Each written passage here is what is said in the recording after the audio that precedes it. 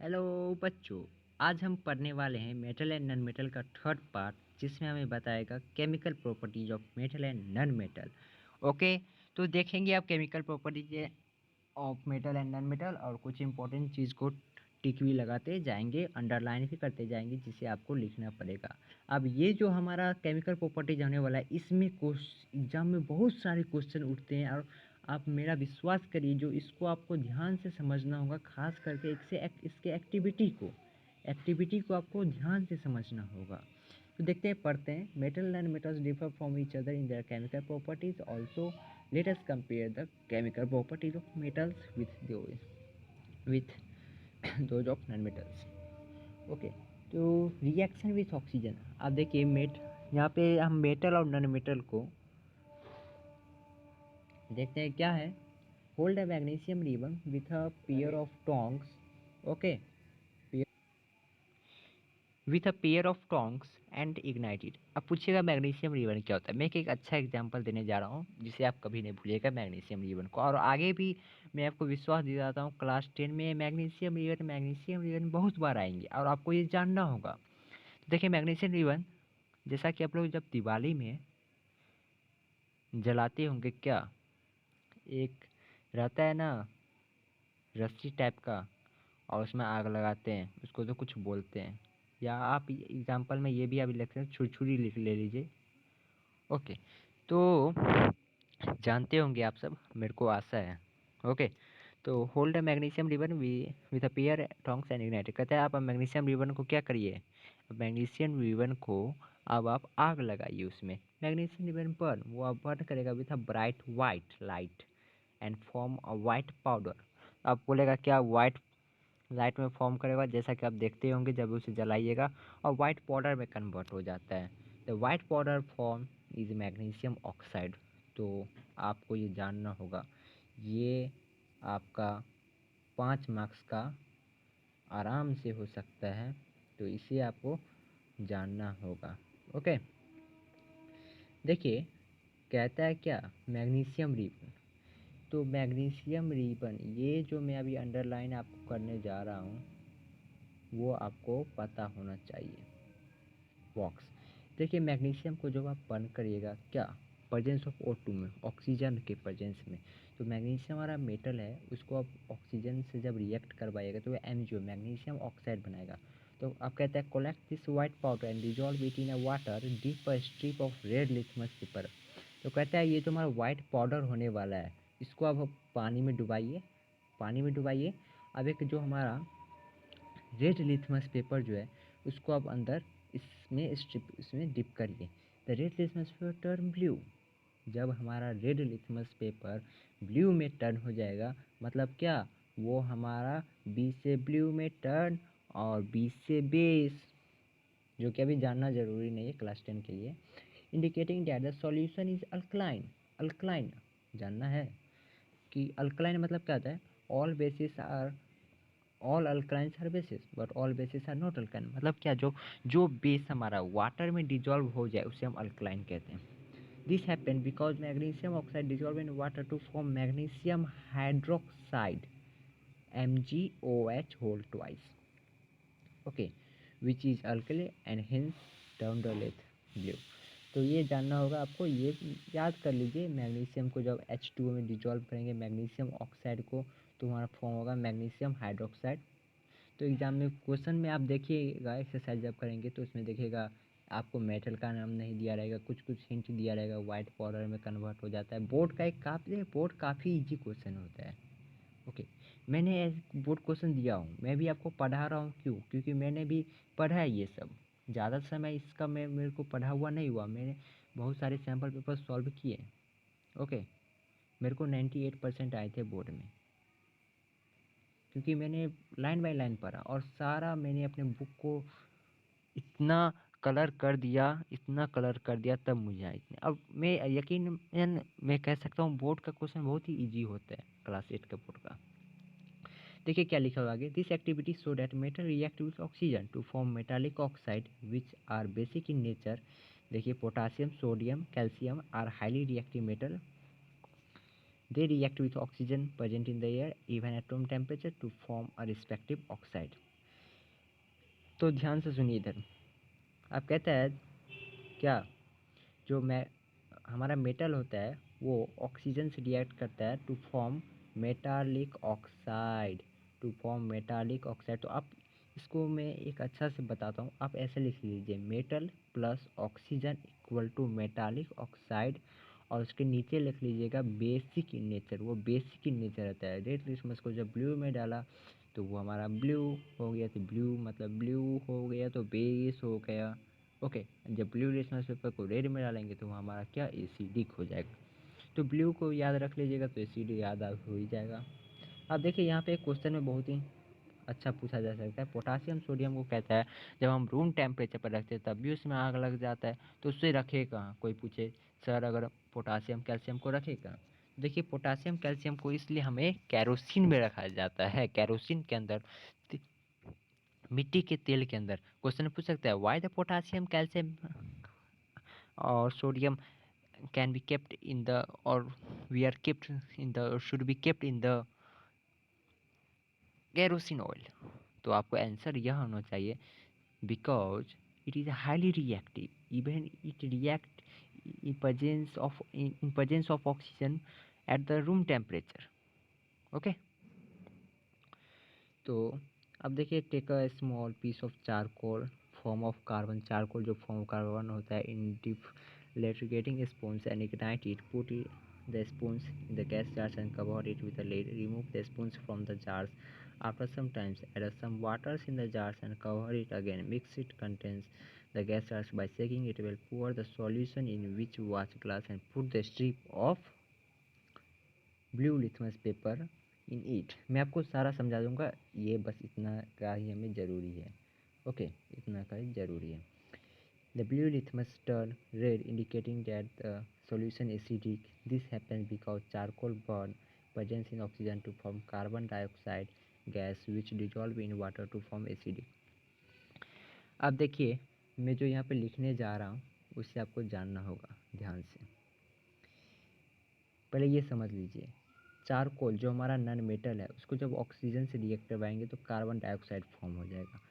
अब carbon dioxide को अगर हमें जांचना है ये एसिडिक और बेसिक में तो इसको H2O में मिलाना होगा। तो देखा गया तो वही ब्लू लिटमस पेपर जब हम लाए तो वही रेड में कन्वर्ट कर दिया, मतलब क्या एसिडिक। समझ लीजिए अब मैं जो आपको समझाने वाला हूँ, जब नेचर याद रखना है आपको क्योंकि पूछ सकते हैं एग्जाम में, जो उसका बेसिक नेचर हो गया मतलब क्या वो मेटल से रिएक्ट किया ऑक्सीजन। एसिडिक नेचर हो गया मतलब क्या वो हमारा नॉन मेटल से रिएक्ट किया। तो सॉरी, देखिए metal plus oxygen metallic oxide तो फॉर्म करेगा। बेसिक इन नेचर लिख लीजिए, बेसिक इन नेचर। अब non metal plus oxygen acidic in nature, ये लिख लीजिए प्लीज़ क्योंकि पूछेगा आपको एग्जाम में, ऐसे क्वेश्चन पूछे जाते भी हैं। ओके, अब जो देखिए आगे हमारा क्या है, आगे है रिएक्शन विथ वाटर।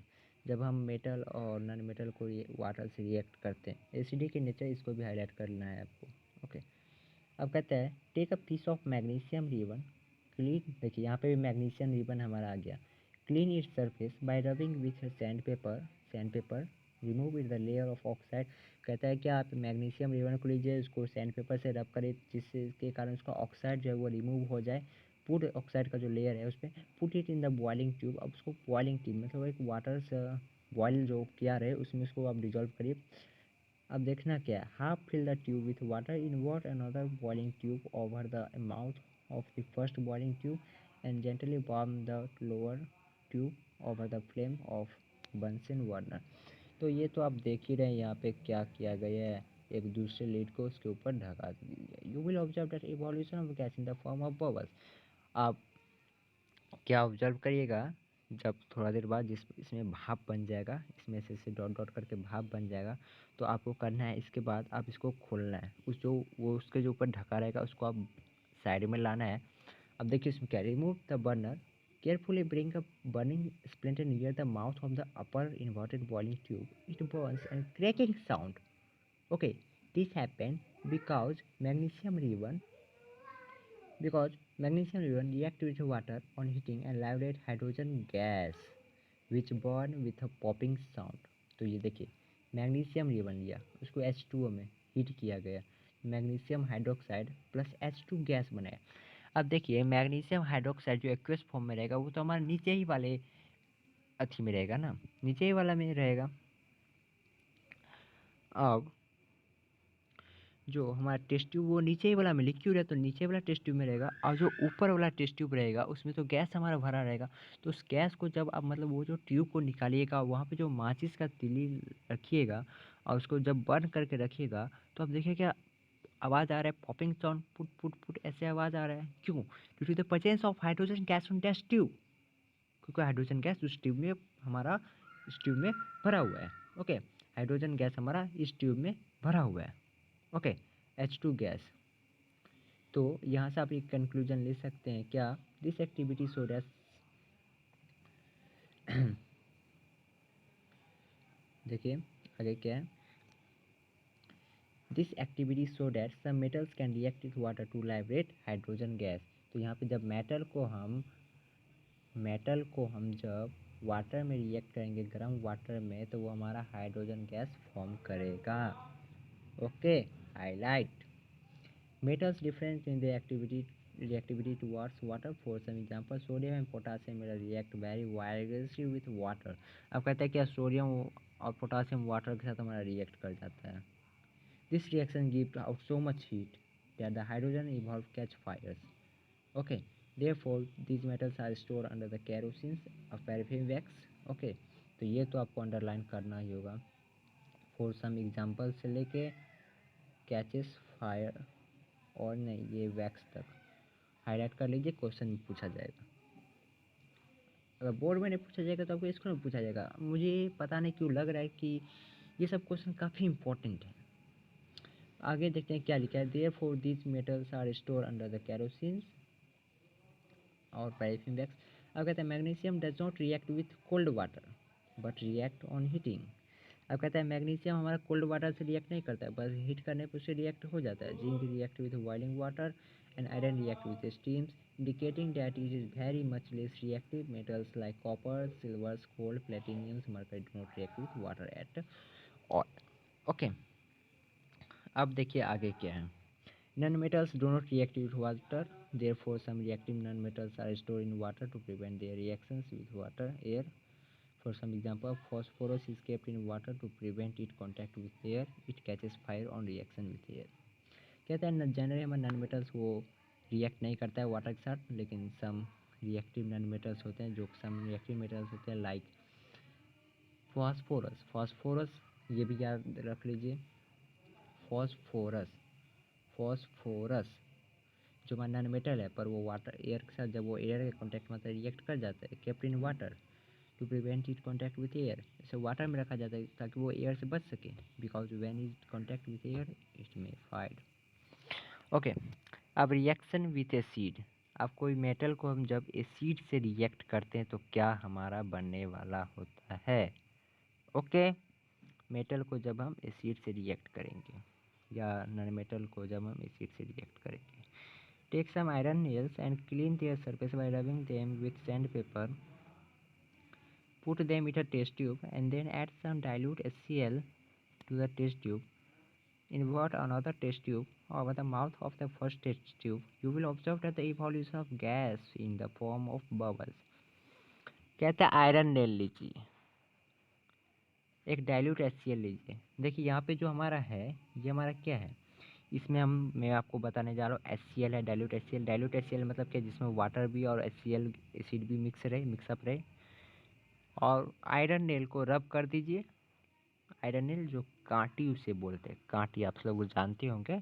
आप उसको जो डालिए, आप उसको हीट करिए, तो आप देखिएगा क्या जब उसके ऊपर वाले टेस्ट ट्यूब को निकालिएगा तो हाइड्रोजन गैसेस में भी इवॉल्व होगा, इसमें भी पॉपिंग साउंड आपको सुनाई देगा। तो repeat this activity by taking magnesium ribbon and zinc ग्रैन्युल्स, सब में वही हमारा बात होने वाला है। ओके, अब hydrogen gas is release as per following reaction. देखिए हाइड्रोजन गैस क्या, जब आयरन को हम HCl से रिएक्ट किए तो आयरन क्लोराइड बना, हाइड्रोजन गैस बना। जिंक को जब सल्फ्यूरिक एसिड H2SO4, जो कि हमारा ये सब हमारा एसिड है। ओके, ये सब जो है हमारा वो एसिड है हमारा, ये सब एसिड है हमारा। ओके, तो कहता है तो वो इसमें भी हाइड्रोजन, तो आप जब ऑब्जर्व करिएगा, मैं यहाँ पे एक अच्छा से बनाने जा रहा हूँ क्या, ये इस पार्ट हमारा, ये हमारा मेटल है, ये हमारा पार्ट है एसिड। ओके, और इधर वाला पार्ट हमारा हाइड्रोजन गैस इलेबोरेट कर रहा है ये सब। तो metal when react with what, acid, it evolve hydrogen gas. Okay, अब हाइड्रोजन गैस का पता कैसे करेंगे, जब माचिस का तिल जला के लाएगा तो पॉपिंग साउंड प्रोड्यूस करेगा, हाइड्रोजन गैस इवॉल्व कर रहा है। प्रैक्टिकली आप कैसे जानिएगा। तो this activity so that most metals react with dilute HCl to liberate hydrogen gas and form metal salt. अब ये हमारा जो है ये क्या है, मेटल साल्ट है। ओके, जानिए, काफ़ी अच्छा चीज़ है, आगे भी काम देने वाला है। Some metals like copper and lead do not react with dilute HCl। देखिए कुछ मेटल्स हमारे हैं क्या, कॉपर एंड लीड, वो हमारा HCl से एसिड से रिएक्ट नहीं करते, they react with sulphuric acid H2SO4 and nitric acid, but they do not liberated hydrogen gas. Metals like gold and platinums do not react with dilute acid. Okay, तो ये कुछ हमारा ध्यान है, इस सब ये सब है इंपॉर्टेंट, बट उतना नहीं एग्जाम ऑफ पॉइंट में व्यू में ये सब पूछा जा सकता है, क्योंकि एक चैप्टर से कितना क्वेश्चन बनाएगा। ओके, अब देखिए non metals generally do not react with acid, some non metals like sulphur and phosphorus react with hot concentrated H2SO4 nitric acid, but they do not liberate hydrogen gas. Okay, तो ये भी हमारा pointed view में नहीं उतना पूछा जाएगा। तो ये इसमें यही बोल रहा है ज़्यादा नॉन मेटल्स हमारा एसिड के साथ रिएक्ट नहीं करते हैं, यही सब बात है। कुछ जो है वो सल्फर फॉस्फोरस, वो भी जब H2SO4 जब एसिड हमारा हीट में मतलब गर्म रहेगा तब हाई कंसनट्रेशन। अब कहता है रिएक्शन विथ अल्कलीज, अल्कलीज मतलब वो बेसिस जो वाटर में डिजॉल्व हो सके। तो most metals do not react with alkalis, metals हमारा अधिकतर रिएक्ट नहीं करता है अल्कलीज के साथ। Aluminium and zinc can however react with sodium hydroxide और potassium hydrate to form their salt and liberate hydrogen gas. तो इसमें भी हमारा हाइड्रोजन गैस फॉर्म होगा, और बहुत सारे मोस्ट मेटल्स नहीं करते हैं। और यहाँ पे देखिए aluminium and zinc, aluminium and zinc दो लिया गया है यहाँ पे, जो कि सोडियम हाइड्रोक्साइड के साथ रिएक्ट कर सकते हैं। और potassium hydroxide, sodium hydroxide NaOH, potassium KOH। Okay, अब देखिए रिएक्टिविटी ऑफ मेटल, अब कौन सा मेटल किससे ज़्यादा, मतलब कौन सा रिएक्टिविटी है, कौन सबसे ज़्यादा तेज है, कौन सबसे ज़्यादा जल्दी फ्रेंडशिप कर लेता है अदर से। चलिए देखते हैं। The tendency of an element to react with other substance to form compound is an indicator of its reactivity। मैंने अभी आपको बोला कौन सा मेटल दूसरे के साथ जो है दोस्ती जल्दी बना ले एक अच्छा सा ग्रुप बनाने के लिए, उस ग्रुप को हम कंपाउंड के बोलेंगे। ओके, वो उतना ज़्यादा रिएक्टिविटी रहेगा। ओके, वो उतना ज़्यादा नेचर का अच्छा रहेगा, इसलिए ना आप उसके दोस्त बनिएगा। देखते हैं, the more is the tendency of an element to form compound is the more reactivity. Tendency जिसका ज़्यादा है वो मोर हमारी रिएक्टिविटी रहने वाला है। कहता है all metals do not have the same reactivity, सारे मेटल एक जैसे नहीं होते हैं। गोल्ड भी हमारा मेटल है, वो प्लेटिनियम में हमारा मेटल, वो लेस रिएक्टिव है। वो बोलेगा भाई मैं महंगा हूँ, मैं तुमसे क्यों दोस्ती करूँ, ऐसा नहीं है। गोल्ड हमारा प्लेटिनियम और लेस रिएक्टिव है, वो हमारे सारे मेटल्स नहीं रिएक्ट करते, इसलिए हम उसका ऑर्नामेंट्स बनाते हैं, हार, सोना का कान वाला, जो एक्सेट्रा एक्सेट्रा। ओके, क्यों, क्योंकि वो एयर से रिएक्ट ना हो, उसमें जंग ना लगे, इस कारण।